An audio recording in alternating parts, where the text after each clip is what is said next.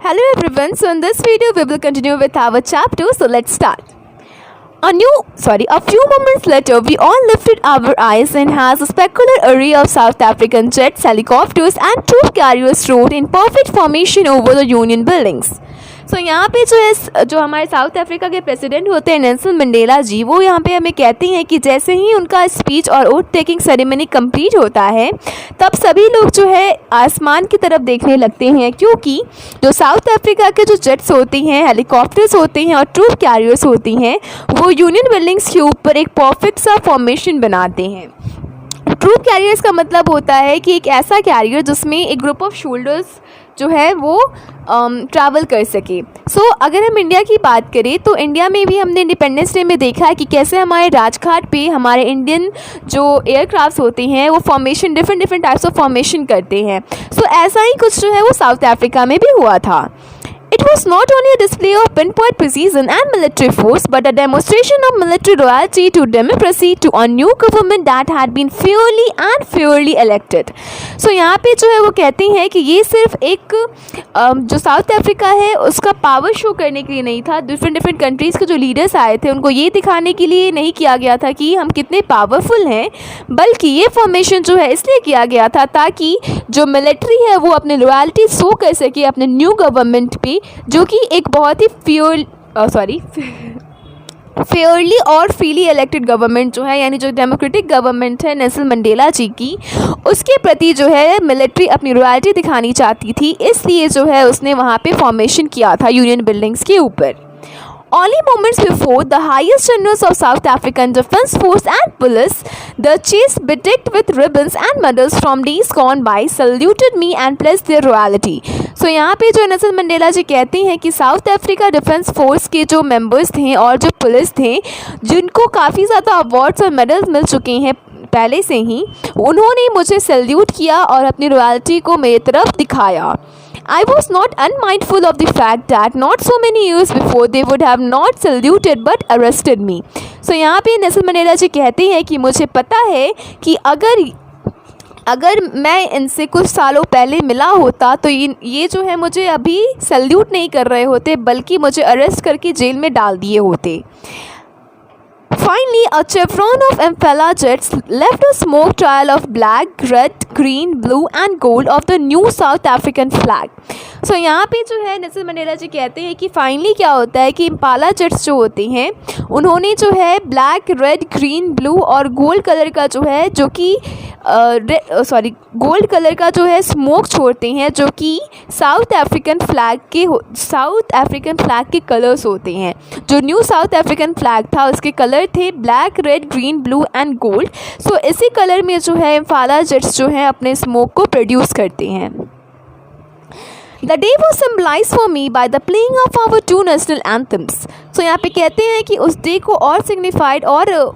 उसकी वैल्यू को और बढ़ाने के लिए वहाँ पे दो नेशनल एंथम्स को गाया गया। And the vision of white singing Nkosi सिकोले,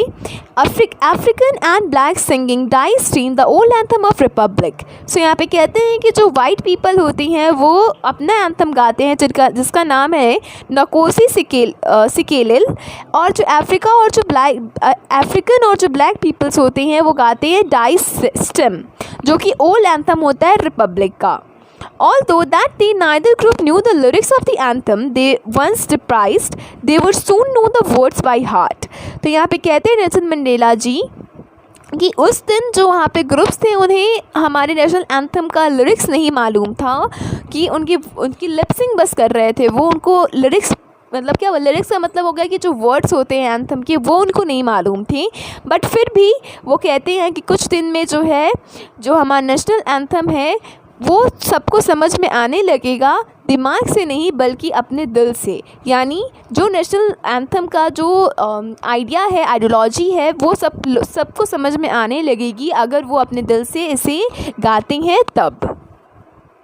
On the day of inauguration, I was overwhelmed with the sense of history in the first decade of the 20th century. A few years after the bitter Algo-Boer War and before my own birth, the white-skinned peoples of South Africa patched up their differences and erected a system of racial dominance against the dark-skinned people of their own land. सो यहाँ पे जो है हमें Nelson Mandela जी कहती हैं कि जिस दिन इनागुरेशन हो रहा था उसी दिन जो है मुझे अपनी हिस्ट्री याद आ गई, अपने देश की हिस्ट्री याद आ गई कि कैसे 20th सेंचुरी में जब ऑल्गो बिटर वॉर को बीते हुए कुछ साल हुए थे और जब मेरा जन्म नहीं हुआ था तभी जो वाइट स्किन पीपल थे, मेरे खुद के साउथ अफ्रीकन सॉइल की जो पीपल थे, वाइट स्किन पीपल, उन्होंने कैसे अपने डिफरेंसेस को ख़त्म करके एक ऐसा सिस्टम लगा दिया था अपने ही देश के डार्क स्किन पीपल के लिए, जिसकी वजह से उन्हें जो है इतना सफ़र करना पड़ा। The structure they created formed the basis of one of the hardest and most inhuman society the world have ever known. So यहाँ पे कहते हैं कि इसकी वजह से, यानी इस सिस्टम, रेशियल डिस्क्रिमिनेशन सिस्टम की वजह से एक ऐसा सोसाइटी का फॉर्मेशन हुआ था जो कि काफ़ी ज़्यादा इनह्यूमन थी, यानी जिसमें बिल्कुल भी मानवता नहीं थी। Now, in the last decade of the 20th century and my own 8th decade as a man, that system had been overturned forever and replaced by one that recognized the rights and the freedoms of all the peoples regardless of the color of their skin. So यहाँ पे जो है Nelson Mandela जी कहते हैं कि अब जब इस 20th सेंचुरी का एंड होने वाला है और जब मेरा 8 जो डिकेड है हैज़ अ मैन कंप्लीट हो चुका है, तब ये फाइनली जाके ऐसा सिस्टम, रेशियल डोमिनेंस का सिस्टम जो है अब ख़त्म हो रहा है और ये एक ऐसे सिस्टम से रिप्लेस हो रहा है जहाँ पे सबको राइट्स मिलते हैं, सबको अपनी फ्रीडम्स हैं, और ये जो राइट्स और फ्रीडम्स है ये सबको मिली है without any discrimination on the basis of skin. So ये जो है नेल्सन मंडेला जी कहते हैं यहाँ पे कि सबको अपने राइट्स मिले हैं, सबको अपनी फ्रीडम्स मिली हैं, मेरे देश के हर एक व्यक्ति को, और ये जो फ्रीडम्स है, ये जो राइट्स है वो उनके स्किन के ऊपर डिविजन्स नहीं किए गए हैं कि हाँ अगर ये वाइट स्किन पीपल है तो इनको इतने राइट्स दिए जाएंगे और ये डार्क स्किन पीपल है तो इनको बस इतने ही राइट्स दिए जाएंगे। ऐसा सिस्टम जो है वो ख़त्म हो गया है और ऐसा सिस्टम अब आया है कि अब सबको इक्वल राइट्स और इक्वल फ्रीडम्स मिलेगा। सो यहाँ पे हम अपने चैप्टर को क्या बोलते हैं, पॉज करते हैं एंड देन नेक्स्ट वीडियो में हम लोग कंटिन्यू रखेंगे अपने चैप्टर को। Thank you.